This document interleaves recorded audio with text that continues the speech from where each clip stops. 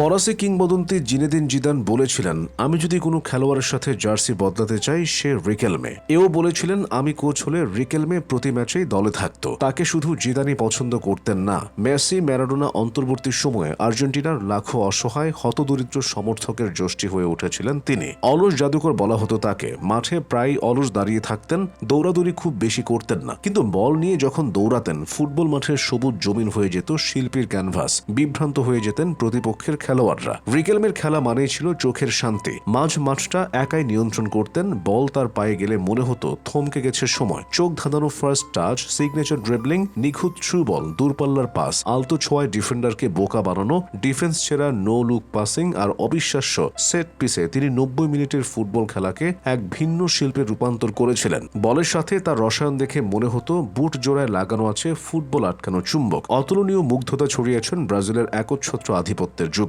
Ronaldo, Rivaldo, Ronaldinho, Adriano কিংবা রবিনহোদের রাজকীয় উত্থানের পাশে তিনি একলা আর্জেন্টাইন সৈনিক। দিয়েগো ম্যারাডোনা কিংবা লিওনেল মেসির মতো তিনিও আর্জেন্টিনার 10 নম্বর জার্সি পরে খেলতেন। ম্যারাডোনার পর থেকে মেসির আগে দারুণ সব ফুটবলার আর্জেন্টিনার 10 নম্বর জার্সি গায়ে দিয়েছিলেন। আরিয়াল অর্তেগা, মার্সেলো গ্যালার্দো, পাবলো আয়েমার, আন্দ্রেস দি আলেজান্দ্রো প্রত্যেকেই নতুন ম্যারাডোনা তকমা পেয়েছিলেন। রিকেলমে ছিলেন এদের মধ্যে শ্রেষ্ঠতম। ছিলেন ক্লাসিক নাম্বার 10 ধারার শেষ কয়েকজন প্রতিনিধির একজন। আর্জেন্টিনার মাঝমাঠের শেষ রোমান সম্রাট টিকি টাকার পুনর্জন্মের বহু আগেই মাঝমাঠের পাসিং ফুটবলটা রপ্ত করেছিলেন। Play maker, attacking midfielder, deep lying midfielder যে কোনো পজিশনেই মানিয়ে নিতে পারতেন। খেলতেন মন উজাড় করে, আয়েশি ভঙ্গিতে মাথা খাটিয়ে। রিকেলমে প্রথমে আর্জেন্টিনা অনূর্ধ্ব 20 দলে খেলেছিলেন। সেখানে ভালো করে জাতীয় দলে ডাক পান। 98 বিশ্বকাপের বাছাই পর্বের শেষ ম্যাচ কলম্বিয়ার বিপক্ষে ম্যাচের শেষ মিনিটে প্রথমবারের মতো মাঠে নামেন। ম্যাচটি 1-1 গোলে ড্র হয়। 1999 সালের কোপা আমেরিকা ছিল তার প্রথম কোনো বড় টুর্নামেন্ট।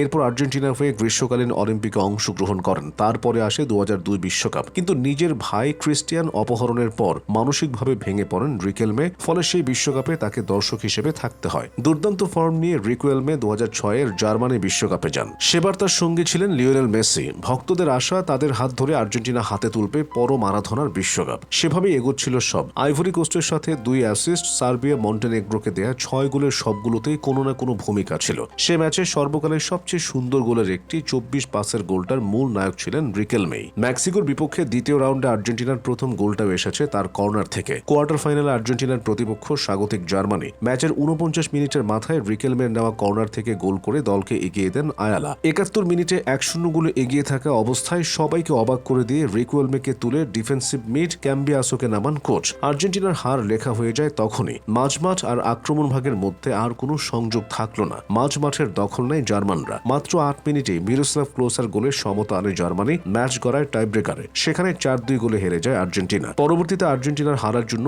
পেকারম্যানের ভুল সিদ্ধান্তকে দায়ী করা হয়। মানসিক অবসাদ ঘিরে ধরে রিকেলমেকে অবসর নিয়ে নেন জাতীয় দল থেকে। পরে আবার ফিরে আসেন কোপা আমেরিকা এলে। আলফিও বাসিলের অধীনে 2007 কোপা আমেরিকা আর্জেন্টিনা ছিল পুরোটাই রিকেলমেময়। গোল না হয় অ্যাসিস্ট করেছেন প্রায় সব ম্যাচেই, কিন্তু ফাইনালে বিধিবাম। চির প্রতিদ্বন্দ্বী ব্রাজিলের কাছে হেরে যায় আর্জেন্টিনা। টুর্নামেন্ট সেরা হন রিকেলমে। পরের বছর অলিম্পিকের সেমিতে ব্রাজিলকে হারিয়ে ফাইনালে যায় আর্জেন্টিনা। ফাইনাল জিতে জয় করে স্বর্ণ। জাতীয় দলের হয়ে রিকেলমের সেটাই একমাত্র পদক, আর কিছু নেই। 2010 বিশ্বকাপে আর্জেন্টিনার ডাগআউটে আসেন কিংবদন্তি ম্যারাডোনা। কোচের সাথে মতবিরোধ থেকে খেললেনই না আর। ফুটবল ঈশ্বর বড়ই স্বার্থপর। আর্জেন্টিনার হয়ে তিনি খেলেছেন 51টি আন্তর্জাতিক ম্যাচ, গোল করেছেন 17টি। তবে শুধু সংখ্যায় তাকে মাপা যায় না, কারণ তার অবদান ছিল পুরো দলের খেলার বুননে। আসল পরিচয় ছিল খেলার সৌন্দর্যে। আর্জেন্টিনার ক্লাব বোকা জুনিয়র্স থেকে রিকেলমের উত্থান। তিনি ক্লাবটির সবচেয়ে বড় তারকা। বোকার হয়ে প্রথম স্পেলে রিকেলমে জেতেন মোট 6টি শিরোপা, 3টি কোপা লিবার্তাদোরেস, 2000 সালের ইন্টারকন্টিনেন্টাল কাপের ফাইনালে। বর্তমান যা ক্লাব বিশ্বকাপ হিসেবে প্রচলিত,